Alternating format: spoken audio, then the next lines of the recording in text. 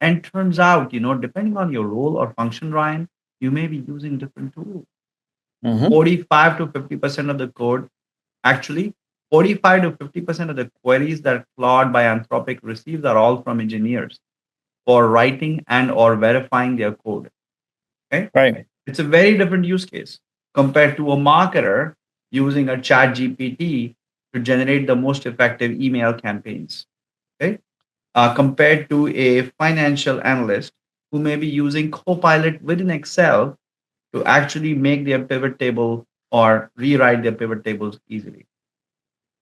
So when I do my offsite, I sort of help them become tool agnostic because I don't want them to come in with their own favorites, which can sometimes restrict the use cases.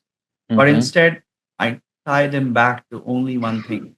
Which one of these implementation and or usage is going to make you more productive and help your products become more innovative?